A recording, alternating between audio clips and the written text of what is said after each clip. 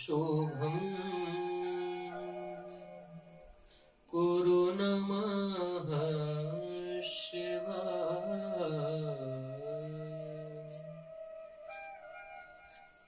नमस्कार, सादर जय श्री कृष्ण। एक बार पुनः आप सभी का बहुत अभिनंदन, बहुत स्वागत। पिछले सत्र में हमने श्रवण किया कि एक काला कलूटा पुरुष एक गाय और एक बैल को मार रहा है, और वो बैल कोई और नहीं साक्षात धर्म है, और वो गाय कोई और नहीं, वो धरणी है, वो धरती है। और उनको जो मार रहा है, जो पीड़ा पहुंचा रहा है, वो कलयुग है, क्योंकि भगवान अपनी लीला का संवरण करके जा चुके हैं। अर्थात संकेत तो हो चुका है कि अब द्वापर युग खत्म हो चुका है, और जहां द्वापर खत्म हुआ वहीं से कली का आरंभ हुआ, कलयुग का आरंभ हुआ।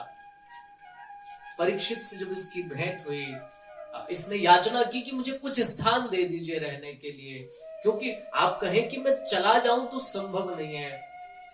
आप जहां भी मैं जाता हूं मुझे आप दिखाई पड़ते हैं खड्ग लेकर के। आप खुद ही मेरे लिए कोई स्थान जो है वो नियुक्त कर दीजिए, तो मैं वहीं रहूंगा, वहां से बाहर में नहीं आऊंगा। ये मेरा आपसे वचन रहा। और परीक्षित ने 4 स्थान उसे दे भी दिए। परीक्षित ने ये 4 स्थान इसलिए दिए क्योंकि परीक्षित जानते हैं मेरे राज्य में मेरी प्रजा तो इन 4 स्थानों से कोई रुचि नहीं रखती है, इन 4 स्थानों में उनकी कोई रुचि नहीं है। इन्होंने बड़ी समझदारी से परीक्षित ने इसको 4 स्थान दिए। परीक्षित जानते हैं मैं जो 4 स्थान दे रहा हूं ये एकदम खाली पड़े हैं, इन 4 स्थानों पर कोई नहीं जाता मेरी प्रजा में से। मेरी प्रजा में से किसी ने भी इन स्थानों में कोई रुचि नहीं है, किसी को भी, इसलिए ये 4 स्थान दे दिए। पहला द्युतम पानम स्त्रियः, इन तीनों स्थानों के विषय में पिछले सत्र में श्रवण कर चुके हैं कि ये स्थान जो है कौन कौन से हैं, विस्तार से हम इसकी चर्चा कर चुके हैं। अब चौथा जो स्थान दिया है इस पर हम लोग चर्चा करते हैं। चौथा स्थान है हिंसा। जहां पर हिंसा होती हो वहां पर कलयुग का वास है, वहां कलयुग रहता है। मैंने निवेदन किया था हिंसा कई प्रकार की होती है, हिंसा कायिक भी होती है, वाचिक भी होती है और मानसिक भी होती है। पहली हिंसा तो वो जहां पर निरपराध लोगों को सताया जाता हो, निरपराध जीवों की जहां पर हत्या कर दी जाती हो अपने स्वार्थ के लिए। हम लोग कई बार देखते हैं लोग बलि प्रथा के नाम पर अपने पेट की अग्नि को बुझाने के लिए, मुझे नहीं लगता कि कोई भी देवता ये कहता होगा, कोई भी देवी जो है वो ये कहती होगी कि मुझे बलि चाहिए, या मुझे उस जीव की बलि चाहिए। कई बार लोग देवियों का सहारा लेकर के अपना जो स्वाद है उसके लिए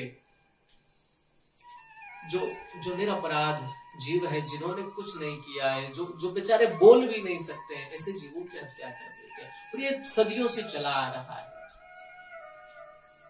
धीरे धीरे इसमें थोड़ी जागरूकता बढ़ रही है, परंतु जिस गति से बढ़नी चाहिए उस गति से काम हो नहीं पा रहा है। तो देवियों का नाम लेकर के या फलाने देवता जो है वो बलि मांगते हैं, ऐसा सब आश्रय लेकर के लोग जो अपना खुद का जो उनका पेट उसको भर रहे हैं, वो लोग अपने स्वाद की पूर्ति के लिए। तो जहां जो मूक प्राणी है, जो बोल भी नहीं सकते, जिनका कोई दोष नहीं है, ऐसे जीवों पर अत्याचार जहां पर किया जाता हो वो हिंसा है, और वहां कलयुग का वास है। एक बात मुझे समझ नहीं आती, बहुत लोग कहते हैं कि देवता जो वो बलि मांगते हैं या देवी ने मांगी, देवी के विषय में कहा जाता है कि भगवान कहते हैं या देवी कहती है सब मम प्रिय सब मम उपजाए। देवी कहती है कि सारा संसार जो है ये मुझसे बना हुआ है, और यहाँ सब मेरे बनाए हुए और सब मम प्रिय है, सारे मेरे प्रिय है। हम देवी के लिए जयकारा लगाते ना, जगदम्ब मात की जय, जगत की अम्बा, जो जगत की माँ है। तो जो जगत की माँ है, वो जो इंसान की माँ है, जो पशु की माँ है, जो पक्षियों की माँ है, जो सबकी चराचर की माँ है, जो इंसान की माँ हो सकती है, वो एक गाय की माँ हो सकती है, वो एक बकरे की माँ हो सकती है, वो सबके लिए बराबर है, वो जगत की माँ है। और कोई भी माँ ये नहीं चाहती कि उसके बेटे या उसके द्वारा जो उपजाया हुआ है वो उसका वध उसकी आंखों के सामने कर दिया जाए। किसी माँ के सामने यदि उसके बच्चे को मार दिया जाए तो उसकी क्या पीड़ा होती होगी, और ऐसी माँ जो है आपको क्या आशीर्वाद देती होगी? मुझे तो नहीं लगता। आपको श्राप और देती होगी वो देवी, जहां आप अपने स्वाद के लिए, आपका पेट भरने के लिए और अपने निज स्वार्थ के लिए उसका आश्रय लेकर के, उसका नाम लेकर जहां जहां मूक पशुओं का बलिदान कर देते हैं। मुझे नहीं लगता कि देवी खुश होती हो। और फिर हिंसा होती है कायिक, जो काया के द्वारा अर्थात शरीर के द्वारा। ये जो शरीर है ये काया है हमारी, तो वो कायिक हिंसा हो जाती है। जैसे आप चलते हैं तो कई बार जो है कई जीव इत्यादि मर जाते हैं, आपने काया के द्वारा किसी को कष्ट पहुंचा दिया। आपका शरीर अच्छा है, बलवान है, तो आपने किसी को मारा, उसको धमकाया आपके शरीर के बल पर। कोई जो बेचारा निर्बल है, जो दुर्बल है, जिसमें शक्ति नहीं है उतनी, उसको डरा धमका कर आपने अपने अपने बल पर अपनी काया दिखा करके काया के द्वारा हिंसा कर ली।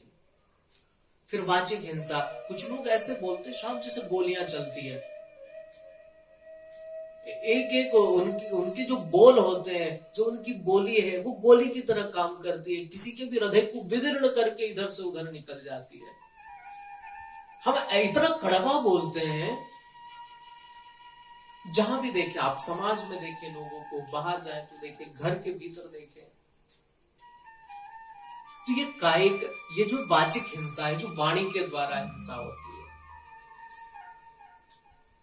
वाणी के द्वारा जो हिंसा होती है, हम किसी को बुरा बोल देते हैं, फिर वो उसके कारण वो हिंसा, वो तनाव बढ़ता रहता है, और फिर वो आपका आदर नहीं करता है सामने वाला, आप उसका नहीं करते हैं, और फिर हम दोष सारा कहां मर देते हैं, बोले भैया कलयुग आ गया है, अब तो सब ऐसा ही चलेगा। घर में जो है वो पिता बेटे से कुछ ऐसा बोल दे, या बेटा पिता से कुछ ऐसा बोल दे, जो हिंसा हो जाती है वाणी के द्वारा, वाचिक हिंसा जो है, और उसी हिंसा के कारण तनाव पैदा हो जाता है। मूल कहाँ है? वो वाचिक हिंसा ही मूल है, उसी के कारण पूरा तनाव बन गया। फिर वो इससे नहीं बोल रहा है, वो इससे नहीं बोल रहा है, विचार मतभेद, और फिर हम कहते हैं कि भैया आजकल तो ऐसा ही चलेगा, ये कलयुग आ गया है, ऐसा हम लोग कहते हैं। कलयुग का मूल कहाँ है? बोले हिंसा से शुरू हुआ है, वाणी के द्वारा जो हिंसा होती है,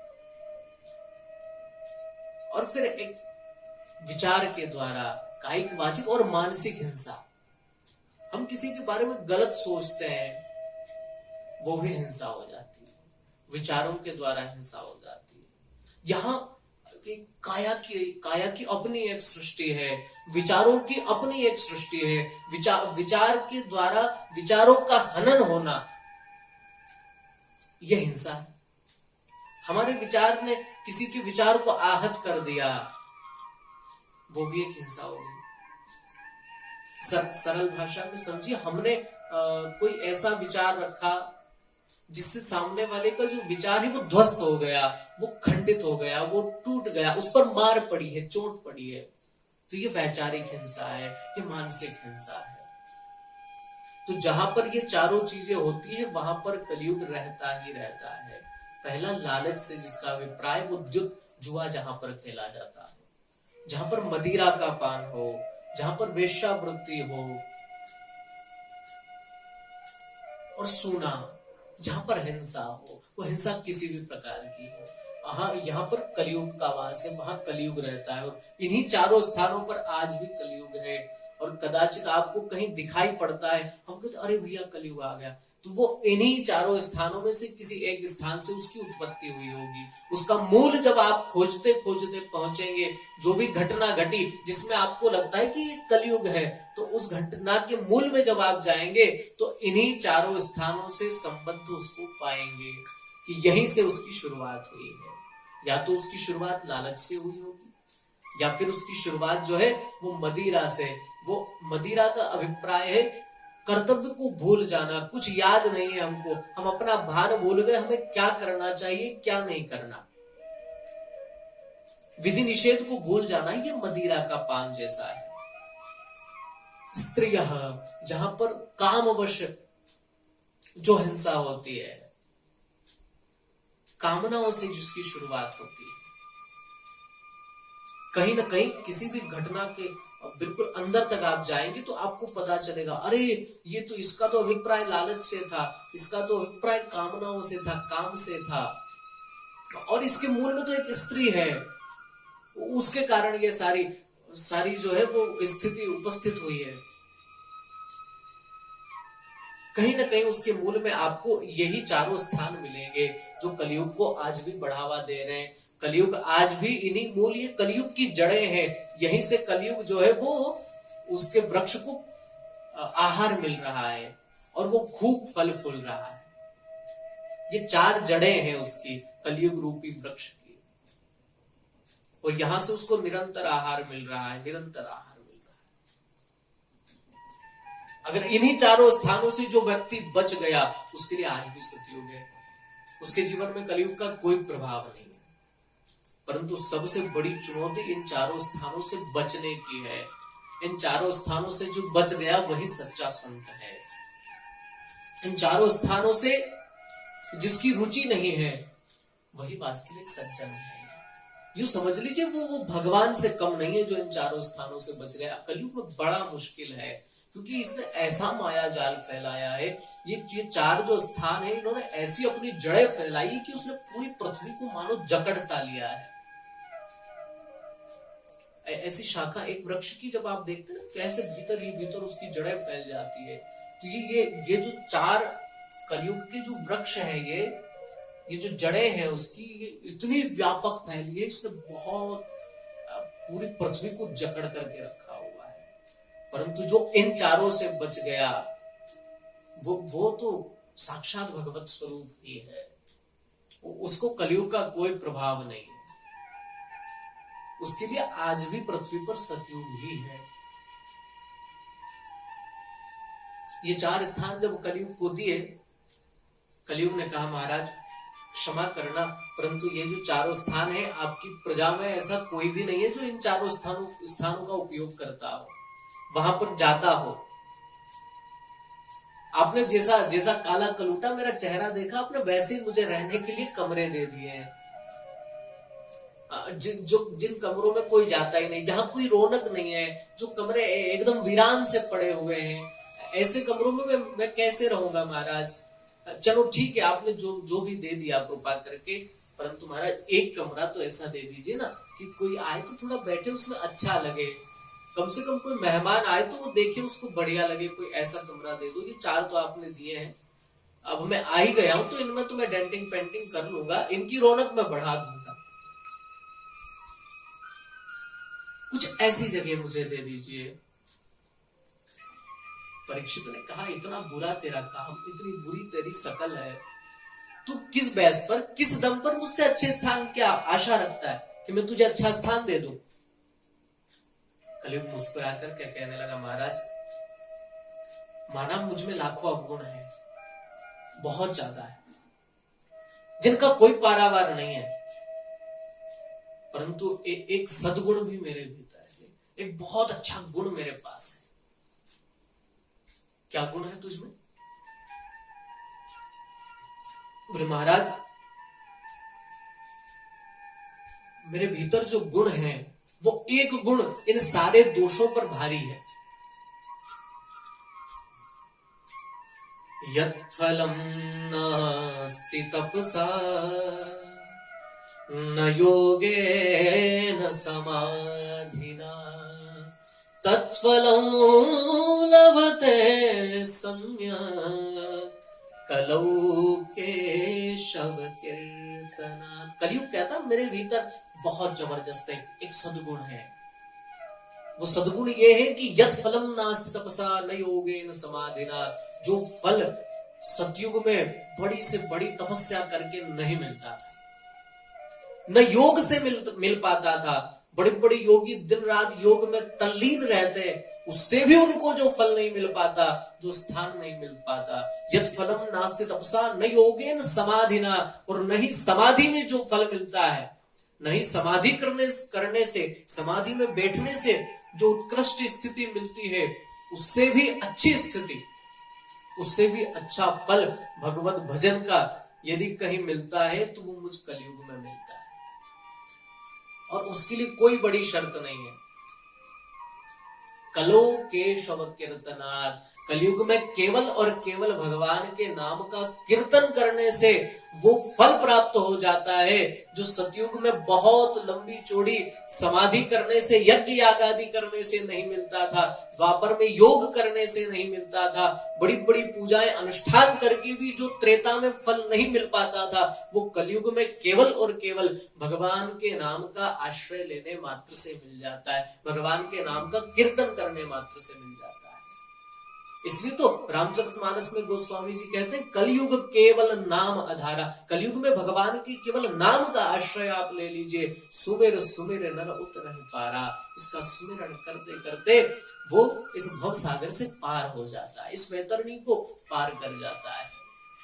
कलयुग कहता महाराज यही मेरी सबसे बड़ी विशेषता है, यही मेरा सबसे बड़ा सद्गुण है कि यहाँ आपको भगवत प्राप्ति के लिए बहुत ज्यादा परिश्रम करने की जरूरत नहीं है। केवल भगवान के नाम का सुमिरन करना है, भगवान के नाम का कीर्तन करना है। इसलिए कलयुग में कीर्तन का बड़ा प्रभाव है। आज आप देखते हैं बड़े बड़े अनुष्ठान इत्यादि ज्यादा नहीं होते, भजन संध्याएं, भगवान का कीर्तन, कथाएं, कथाओं में भी विशेषकर आप देखते हैं संगीत ज्यादा आपको दिखाई पड़ता है, गायन ज्यादा दिखाई पड़ता है। ये कलयुग का ही प्रभाव है। और लोगों की रुचि भी उसने उसी में कर रखी है। फिर वो कल्याणकारी है, मैं उसके लिए मना नहीं कर रहा। ये प्रभाव है, ये युग का प्रभाव है। पहले के लोग बिना संगीत में सुनते थे, उतनी अधिक नहीं हुआ करती थी। ये संगीत जो समाया है इसमें, ये जो कीर्तन समाया है, बहुत ज्यादा भजन, गायन, वादन, ये जो सब कथा में जो आया है ना, ये युग का प्रभाव है। और इससे भी भगवत प्राप्ति संभव है। कीर्तनम कलव केशव कीर्तनात्। भगवान का कीर्तन करने मात्र से, तभी आप आज भी आप देखते हैं बहुत सारे आश्रमों में अखंड धुन कीर्तनों की चलती रहती है। कहीं हरे राम राम राम हरे हरे, हरे कृष्ण कृष्ण कृष्ण हरे हरे, इसी का संकीर्तन चल रहा है। तो कीर्तन का बड़ा प्रभाव है। जैसे ही ये बात परीक्षित ने सुनी, परीक्षित को तो आनंद आ गया, वाह भैया कितना जबरदस्त, कितना सरल उपाय है भगवत प्राप्ति का, इतनी अच्छी सहूलियत यदि कलयुग दे रहा है तो इतने प्रसन्न हो गए। परीक्षित कहते हैं भैया एक काम कर, तूने जो ये गुण बताया ये तो बड़ा जोरदार है। अब मैं अपने हिसाब से तुझे अच्छा स्थान नहीं दूंगा, तेरी जहां इच्छा हो जो मांग ले, तुझे जो अच्छा लगे, जो ठीक लगे वो मांग ले, मैं तुझसे बहुत प्रसन्न हूं। तब कलयुग ने एक स्थान और मांग लिया बड़ी चतुराई के साथ। पुनश्च याचमानाय जात रूप मदात् प्रभो। कलयुग कहता महाराज यदि इतने प्रसन्न हो तो स्वर्ण में भी मुझे वास दे दो, मुझे सोने में वास दे दो, सोने में मुझे वास आप दे दीजिए। परीक्षित ने कहा ठीक है जाओ, स्वर्ण में तुम्हें वास दिया। और उस दिन से कलयुग स्वर्ण में रहने लगा, सोने में रहने लगा। कुछ लोगों ने प्रश्न किए क्यों जी, भागवत के ही एकादश स्कंद में भगवान कहते हैं धातु नाम अस्मि कांचन। भगवान अपनी विभूतियों का वर्णन करते हुए कहते हैं कि जितनी भी धातुएं हैं सोना हो गया, चांदी हो गया, पीतल, तांबा, लोहा, जितनी भी ये धातुएं है ना, उन सब में सोना जो है वो साक्षात मेरा ही रूप है। तो जिस स्वर्ण में भगवान रहते हैं वहां भला कलयुग कैसे रह सकता है? कलयुग को परीक्षित ने क्या सोचकर उसमें रहने के लिए स्थान दे दिया? एक म्यान में दो खड़ग, दो तलवारें कैसे रह सकती है? जहां काम तह राम नहीं, जहां राम तह काम। एक ही साथ दिन और रात्रि कैसे हो सकते हैं? ये तो दोनों के एकदम विपरीत है। कलयुग और भगवान दोनों एक साथ कैसे? कलयुग और कृष्ण दोनों का एक साथ तो बड़ा मुश्किल। आखिर क्या सोच करके परीक्षित ने यहां पर स्थान दे दिया? अब समझ नहीं आता कि कलयुग में भगवान है या फिर स्वर्ण में भगवान है या फिर कलयुग है, और कैसे निर्णय किया जाए? ऐसा भी किया जाए कि भाई एक प्रकार का जो सोना है उसमें कलयुग रहता है और एक प्रकार का जो वो सोना है उसमें भगवान रहते हैं। तो ये कैसे निश्चय किया जाए कि किस सोने में भगवान का वास है और किस स्वर्ण में कलयुग का वास है? ये बड़ा महत्वपूर्ण विषय है, परंतु इस विषय पर हम लोग अगले सत्र में प्रकाश डालेंगे। आप सभी लोग खूब श्रद्धा पूर्वक सुने, आप भी सुने औरों को भी सुनाएं। और मैं पहले भी निवेदन कर चुका हूं, जो व्यक्ति सद्कार्य के लिए प्रेरित करता है उसको उसका भी फल मिलता है कि उसने किसी को अच्छे मार्ग पर लगाया है। इसलिए स्वयं भी सुने, औरों को भी सुनाए। जो जिनको रुचि कर लगता है उनको जरूर सुनाए। और एक बात ये भी मैंने निवेदन किया, कदाचित आपकी रुचि न भी हो, जिस प्रकार औषधि में हमारी रुचि नहीं होती, परंतु वो औषधि हमारे रोगों को नष्ट करने वाली होती है। हमको औषधि कड़वी लगती है, परंतु जब तक उसका हम सेवन करेंगे नहीं तब तक हमारा दुख जो है, हमारा रोग जो है वो मिटने वाला नहीं है। इसलिए आप दिन भर में यदि 23 घंटे या फिर 23 घंटा 30 मिनट अपनी रुचि का काम करने में लगाते हैं तो कदाचित कभी कभी अपने आत्म कल्याण के लिए उन 24 घंटों में से 20 मिनट उस औषधि के लिए दे दीजिए, जो भले थोड़ा अरुचिकर लगे परंतु लाभ वही देने वाली है। आपको ये 20 मिनट में इतना रिचार्ज कर देने वाली है, इतनी ऊर्जा आपके भीतर भर देने वाली है श्रीमद् भागवत, कि आपकी वो 24 घंटे जो है उसको ये संवार देगी। आपके ये 20 मिनट आपके 24 घंटों को संवारने वाले हैं। इसलिए आत्म कल्याण के लिए अपने लिए 20 मिनट कम से कम रोज दीजिए। इसी के साथ सादर जय श्री कृष्ण।